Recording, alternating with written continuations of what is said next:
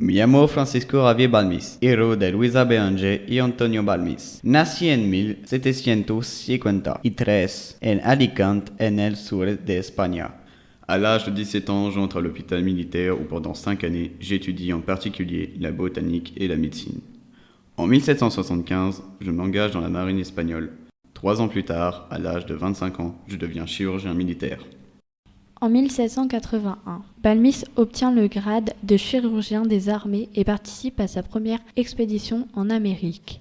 Il parcourt ainsi les territoires de l'Empire espagnol. Venezuela, Cuba, Mexique font partie de ses destinations. En 1786, alors âgé de 33 ans, il est nommé chirurgien-major de l'hôpital militaire Mexico en Nouvelle-Espagne. 2 ans plus tard, Balmis se met en congé de l'armée pour faire des recherches sur la botanique. Il voyage dans tout le Mexique et développe des remèdes à base de plantes pour soigner certaines maladies contagieuses.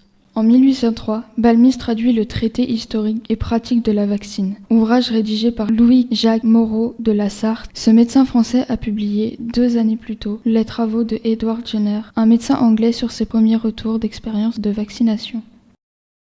La variole était une maladie redoutable. Au XVIIIe siècle, elle tuait un adulte touché sur 3. Silencieuse, la période d'incubation est en moyenne de 12 jours. La phase d'infection est brutale et aiguë. Elle comporte une fièvre très élevée, des nausées et des vomissements fréquents. À partir du 5e jour, la vésicule cutanée évolue en pustule. Les principaux organes atteints sont les reins, les articulations, le cœur et le système nerveux. Les séquelles les plus communes sont les cicatrices du visage, la perte de la vue et les déformations des membres.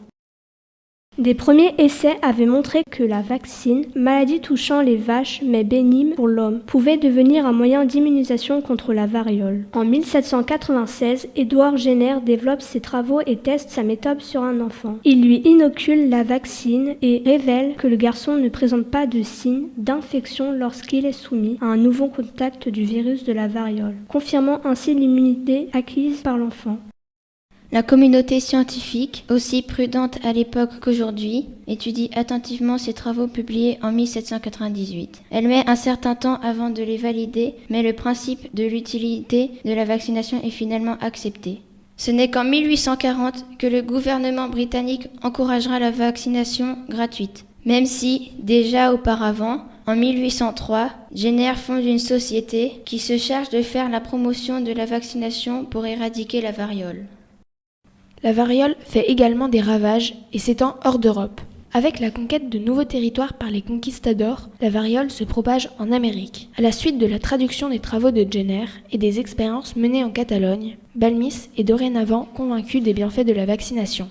En 1803, l'idée d'une expédition pour vacciner les pays d'outre-mer de l'Espagne fait son chemin. Le roi Charles IV approuve et assure le financement de la mission. Une commission établit un itinéraire et des recommandations sont alors formulées. Diffuser la vaccine, instruire les médecins et mettre en place des commissions de vaccination. Mais une difficulté apparaît rapidement.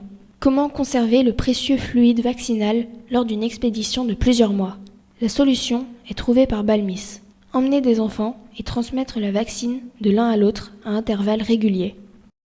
Je suis nommé à la tête de l'expédition, nomination justifiée à la fois par ma connaissance des territoires visités, mais aussi par mes compétences scientifiques. Je serai secondé par Salvani.